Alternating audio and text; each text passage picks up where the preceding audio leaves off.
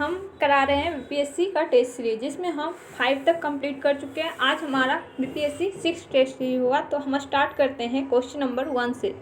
Question number 1 कह रहा है, वर्ष 2011 की जनगणना के अनुसार जनसंख्या की दृष्टि से देश का दूसरा सबसे बड़ा राज्य कौन सा है? तो इसका आंसर हो जाएगा महाराष्ट्र। जनगणना 2011 जनसंख्या की दृष्टि से शीर्ष 5 राज्य है। उत्तर प्रदेश सबसे ज़्यादा 16.51%, उसके बाद महाराष्ट्र 9.28%, बिहार में 8.60%, पश्चिम बंगाल में 7.54%, आंध्र प्रदेश में 6.99%। क्वेश्चन नंबर, जनगणना 2011 जनसंख्या की दृष्टि से सबसे बड़ा राज्य की बात करें तो उत्तर प्रदेश, सबसे छोटा राज्य की बात करें तो सिक्किम, सबसे बड़ा केंद्र शासित प्रदेश दिल्ली, सबसे छोटा केंद्र शासित प्रदेश लक्षद्वीप। जनगणना 2011 की दृष्टि से लिंगानुपात की बात करें तो सबसे ज़्यादा केरल में है, सबसे कम है जो हरियाणा में है। सर्वाधिक लिंगानुपात वाला केंद्र शासित प्रदेश जो है पुडुचेरी 1037, और सबसे कम लिंगानुपात वाला केंद्र शासित राज्य दमन एवं दीव है 618। क्वेश्चन नंबर 2 की बात करें तो 2011 की जनगणना के अनुसार ग्रामीण जनसंख्या का सर्वाधिक प्रतिशत भारत के किस राज्य में है? तो इसका आंसर हो जाएगा हिमाचल प्रदेश। 2011 के आंकड़ों के अनुसार देश की कुल 121.05 करोड़ जनसंख्या में 37.71 करोड़ शहरी क्षेत्रों में शेष 83.34 करोड़ ग्रामीण क्षेत्रों में निवास करती है। इस प्रकार देश की कुल जनसंख्या में शहरी जनसंख्या 31.2% है, जबकि 68.8% जनसंख्या ग्रामीण है।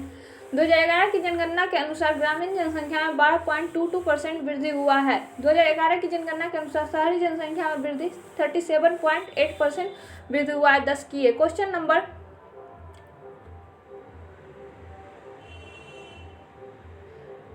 3 की बात करें तो बिहार राज्य में गरीबी रेखा के नीचे लोगों की अधिकतम संख्या होने के कारण है। तो इसका आंसर हो जाएगा ई। बिहार राज्य में गरीबी रेखा से नीचे लोगों की अधिकतम संख्या होने का कारण उपयुक्त में से सभी है।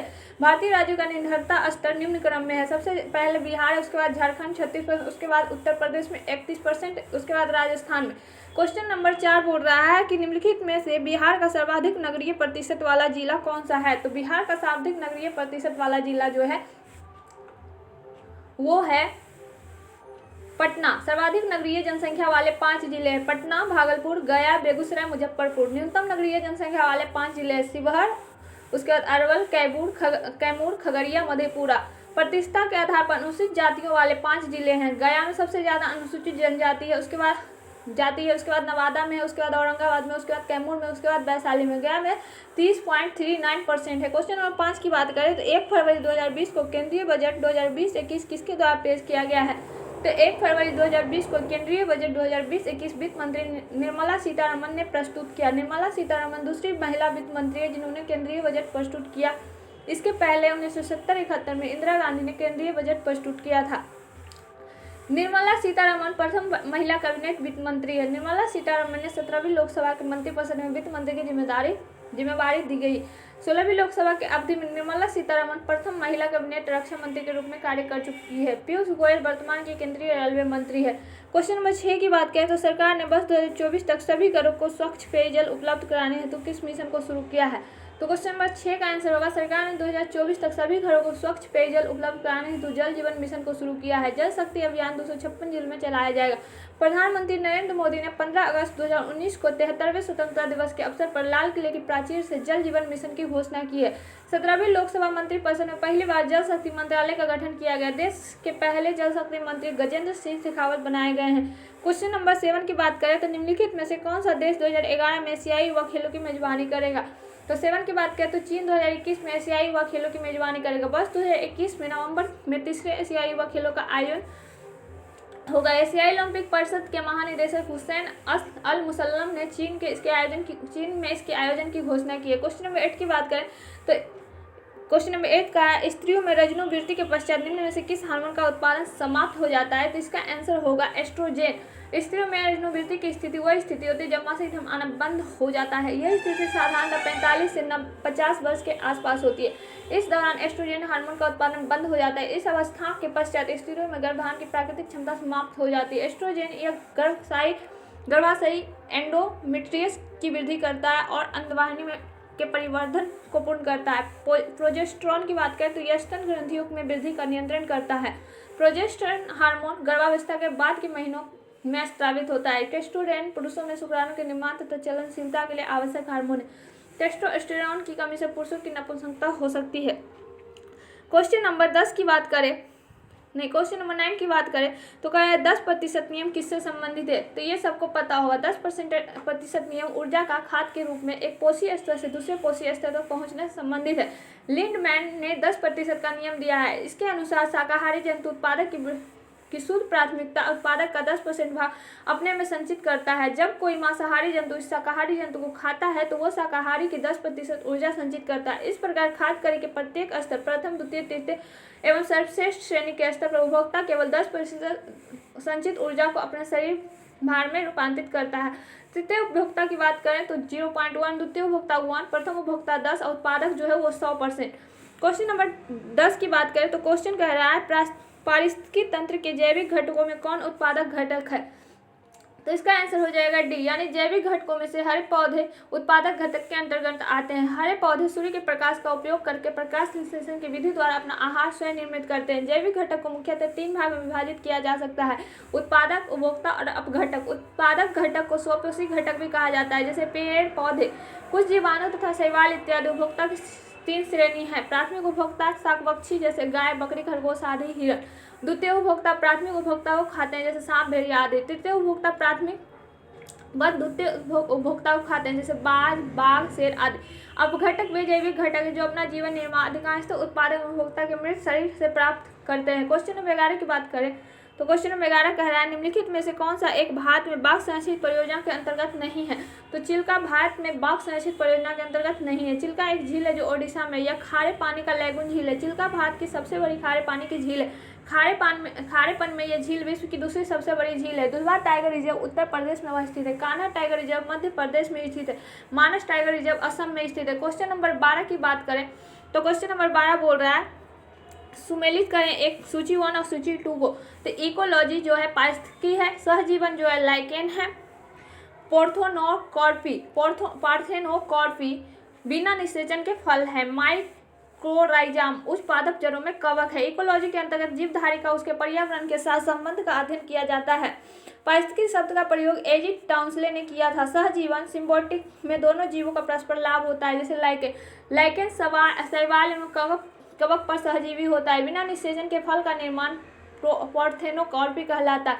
ऑक्सीजन हार्मोन को प्राकृतिक खरपतवार नाशी कहा जाता है। नाइट्रोजन के अवशोषण की क्षमता को बढ़ाता है। यह पाइनस, यूकेलिप्टस, फाइकस की जड़ों में पाया जाता है। क्वेश्चन नंबर 13 की बात करें तो क्वेश्चन कह रहा है पीने के पानी को शुद्ध करने के लिए निम्नलिखित में से या निम्नांकित में से किसे प्रयोग में लाया जाता है। तो इसका आंसर हो जाएगा ई। पीने के पानी को शुद्ध करने के लिए क्लोरीन तथा ओजोन गैस प्रयोग में लाया जाता है। ओजोन का सूत्र O3 होता है। कमरे के तापमान पर इस गैस का रंग पीला हरा होता है। क्लोरीन गैस का उपयोग विरंजक चूर्ण यानी CaOCl2 के रूप में भी होता है। क्लोरीन का प्रयोग chloro, hydrogen, chloroform, carbon tetrachloride यानी CCl4 तथा क्लोरोफ्लोरोकार्बन यानी CFC के निर्माण में भी होता है।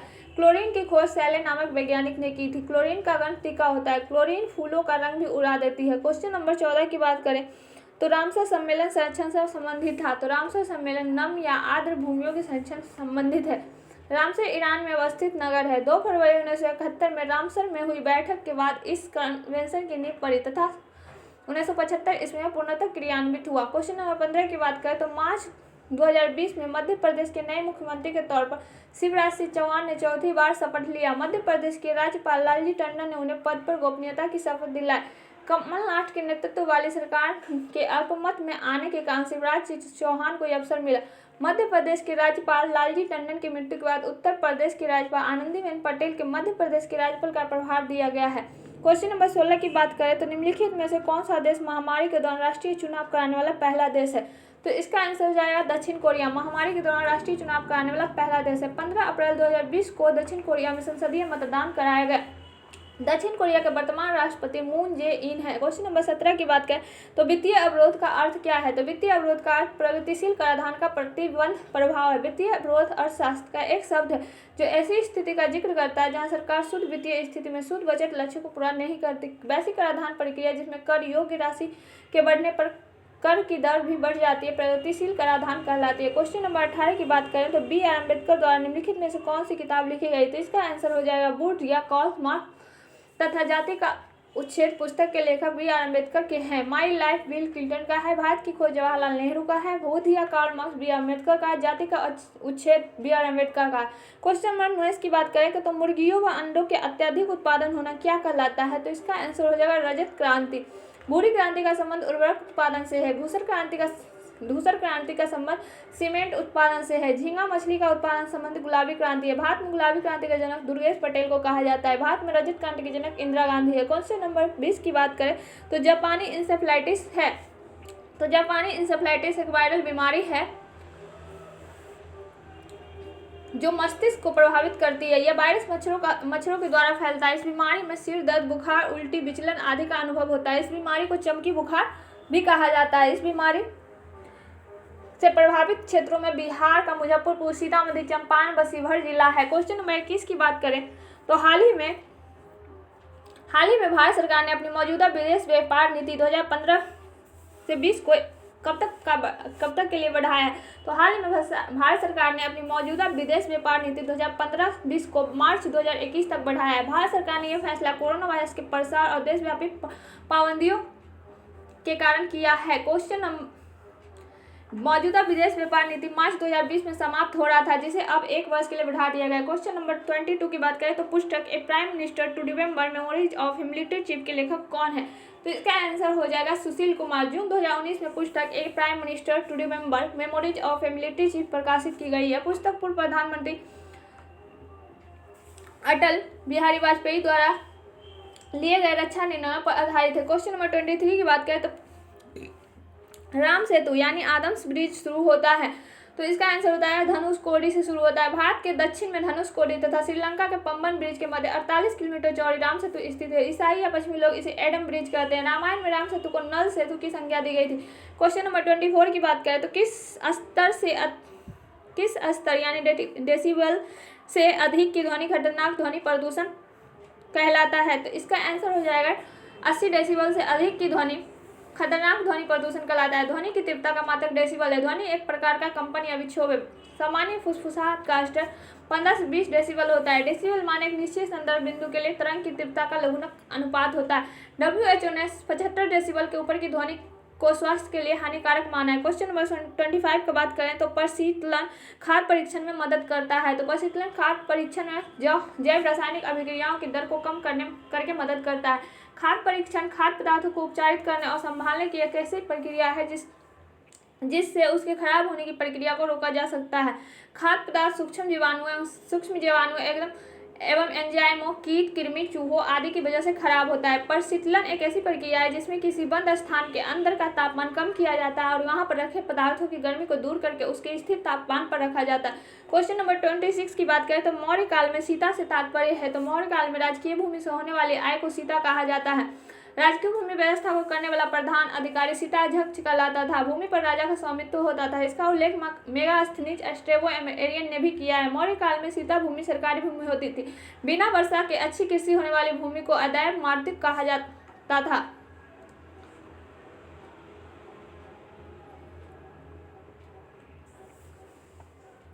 मौर्य काल में निःशुल्क श्रम व बेगार को विष्टि कहा जाता था। बलि नामक धार्मिक कर का प्रचलन भी मौर्य काल में था। भूमि कर को मौर्य काल में भाग कहा जाता था। क्वेश्चन नंबर 27 की बात करें तो गायत्री मंत्र के नाम से प्रसिद्ध मंत्र सर्वप्रथम किस ग्रंथ में मिलता है?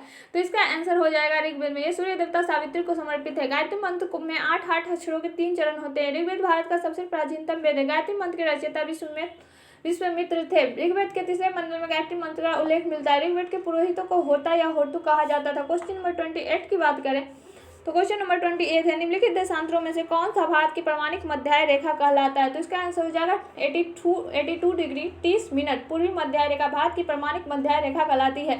यह रेखा उत्तर प्रदेश के इलाहाबाद के निकट नैनी से गुजरती है। पृथ्वी के उत्तरी एवं दक्षिणी ध्रुव को मिलाने वाली उत्तर दक्षिण दिशा में खींची गई काल्पनिक रेखा मध्य रेखा है। लंदन के निकट ग्रीनविच से होकर गुजरने वाली मध्य रेखा प्रधान मध्य रेखा है। 82 डिग्री 30 मिनट पूर्वी मध्य रेखा को IST यानी इंडियन स्टैंडर्ड टाइम भी कहा जाता है। IST भारत के 5 राज्य उत्तर प्रदेश, मध्य प्रदेश, छत्तीसगढ़, ओडिशा, आंध्र प्रदेश से गुजरती है। क्वेश्चन नंबर 29 की बात करें तो क्वेश्चन नंबर 29 बोल रहा है निम्नलिखित नदियों में से किसका उद्गम भारत में है? तो इसका आंसर हो जाएगा ई, यानी गंगा और गोदावरी नदी का उद्गम भारत में है। सतलज और सिंधु का भारत में नहीं है। गंगा नदी का उद्गम स्थल भारत में गंगोत्री के पास गौमुख हिमानी है। गोदावरी नदी का उद्गम नासिक के निकट त्र्यंबक गांव के पहाड़ी से होता है। सतलज एवं सिंधु का उद्गम भारत में नहीं होता है। सतलज नदी का उद्गम तिब्बत चीन में स्थित मानसरोवर के समीप है। इसका पौराणिक नाम शतुद्री है। ब्रह्मपुत्र नदी का उद्गम तिब्बत में मानसरोवर झील के निकट येमचुंगडोंग हिमानी से होता है। क्वेश्चन नंबर 30 की बात करें तो क्वेश्चन नंबर 30 कर रहा है बिहार का निम्नलिखित में से कौन सा नृत्य गुजरात में किए जाने वाले गरबा के समान है? तो बिहार का झुमरी नृत्य गुजरात में किए जाने वाले गरबा के समान है। बिहार के मिथिलांचल का लोक नृत्य है। झुमरी नृत्य केवल विवाहित महिलाओं द्वारा किया जाता है। झुमरी नर्तक रंगीन कपड़े पहनते हैं और खुद के आभूषणों से सुसज्जित करते हैं। क्वेश्चन नंबर 31 की बात करें तो ये बोल रहा है सूची एक को सूची 2 से मिलान करें और नीचे दिए गए कोड का उपयोग करके सही उत्तर का चयन करें। तो इसका आंसर हो जाएगा डेन्यूब है जो काला नदी का मुहाना है, राइन है जो उत्तरी सागर का मुहाना है, रोन है जो भूमध्य सागर का मुहाना है, लायोड है जो बिस्के की खाड़ी है। क्वेश्चन नंबर 32 की बात करें तो इसका है ट्रैक्स इंडिया के ब्रांड एम्बेसडर कौन है? तो इसका आंसर हो जाएगा मैरी कॉम। मैरी कॉम भारत के मणिपुर के रहने वाली मैरी कॉम एक अंतर्राष्ट्रीय महिला मुक्केबाज है। इन्हें 2020 में पद्म विभूषण अवार्ड प्रदान किया गया है। क्वेश्चन नंबर 33 की बात करें तो पटना में national mission of cleaning Ganga के तहत ही घाटों के साथ बनाए गए कई सुविधा केंद्रों में निम्न में से किस घाट पर कम्युनिटी कम कल्चरल सेंटर बनाया गया है? तो पटना में national mission of cleaning Ganga के तहत घाटों के साथ बनाए गए कई सुविधा केंद्रों में राजघाट पर कम्युनिटी काम कल्चरल सेंटर बनाया गया है। क्वेश्चन नंबर 34 की बात करें तो बिहार का औदंतपुरी विश्वविद्यालय किस विषय के लिए प्रसिद्ध था? तो इसका आंसर हो जाएगा तंत्र विषय के लिए प्रसिद्ध था। औदंतपुरी भारत में बौद्ध महाविहार था। पाल सम्राट गोपाल ने इस विश्वविद्यालय की स्थापना की थी। यह विश्वविद्यालय मगध क्षेत्र के सीमा में हिरण्य पर्वत और पंचानन नदी के किनारे स्थित था। यह नालंदा विश्वविद्यालय के बाद भारत का सबसे बड़ा और प्रसिद्ध विश्वविद्यालय था। क्वेश्चन नंबर 35 की बात करें तो क्वेश्चन नंबर 35 बोल रहा है 33वें ओलंपिक खेल 2024 का आयोजन कहाँ किया जाएगा? तो इसका आंसर हो जाएगा पटना में national mission of cleaning Ganga के तहत की गई 35 का आंसर 33वें ओलंपिक खेल 2024 का आयोजन पेरिस में किया जाएगा। 32वें ओलंपिक खेल टोक्यो का आयोजन कोरोना वायरस के प्रकोप के चलते स्थगित कर दिया गया है। 34वें ओलंपिक खेल का आयोजन 2028 में लॉस एंजलिस अमेरिका में होगा। ओलंपिक खेलों का आयोजन प्रत्येक 4 वर्ष की अवधि पर होता है। आधुनिक ओलंपिक खेल की शुरुआत 1896 में हुई थी। क्वेश्चन नंबर 36 की बात करें तो मानसिक रूप से विकलांग हेतु राष्ट्रीय संस्थान निम्नलिखित में से कहाँ अवस्थित है? तो इसका आंसर हो जाएगा हैदराबाद। मानसिक रूप से विकलांग हेतु राष्ट्रीय संस्थान की स्थापना 1984 में हुई थी। दिल्ली, मुंबई एवं कोलकाता में इसके क्षेत्रीय केंद्र स्थापित है। क्वेश्चन नंबर 37 की बात करें तो क्वेश्चन कह रहा है भार के अनुपात में जल में हाइड्रोजन और ऑक्सीजन का अनुपात क्या होता है? तो फॉर्मूला H2O। तो भार के अनुपात में जल हाइड्रोजन ऑक्सीजन का अनुपात जल में 1:1:8 होता है। जल का रासायनिक सूत्र है H2O। हाइड्रोजन की परमाणु संख्या 1 तथा परमाणु भार 1.008 लगभग 1 होता है। ऑक्सीजन का परमाणु संख्या 8 तथा परमाणु भार 16 होता है। तो H2:O यानी 1:2:16 तो 1:8 होता है। क्वेश्चन नंबर 38 बोल रहा है पटना के घाटों पर सुविधा केंद्र किस कंपनी द्वारा बनाए गए हैं? तो पटना के घाटों पर सुविधा केंद्र बुडको कंपनी द्वारा बनाए गए हैं। बुडको का पूरा नाम है Bihar urban infrastructure development corporation. इसकी स्थापना 2009 ईस्वी में हुई थी। सुविधा केंद्र की स्थापना national mission of cleaning Ganga के तहत की गई थी। 39 की बात करें तो क्वेश्चन बोल रहा है शुष्क हवा में नाइट्रोजन की मात्रा होती है। तो इसका आंसर हो जाएगा ई यानी 78% होती है, जो कि ऊपर नहीं दिया गया है विकल्प में।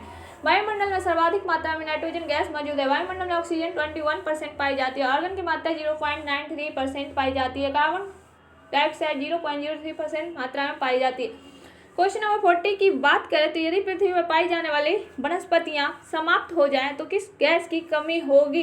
तो इसका आंसर हो जाएगा ऑक्सीजन गैस की कमी होगा। पेड़ पौधे प्राण वायु ऑक्सीजन का उत्सर्जन करते हैं और वायुमंडल को दूषित करने वाली एवं ग्लोबल वार्मिंग के लिए जिम्मेदार गैस कार्बन डाइऑक्साइड का अवशोषण करते हैं। क्वेश्चन नंबर 41 की बात करें तो पल्ली आंदोलन संबंधित है। तो पल्ली आंदोलन तमिलनाडु से संबंधित है। उत्तरी तमिलनाडु के एक निम्न जाति पल्ली के व्यक्ति ने 1871 ईस्वी में स्वयं को क्षत्रिय वर्ग में रखने लगे।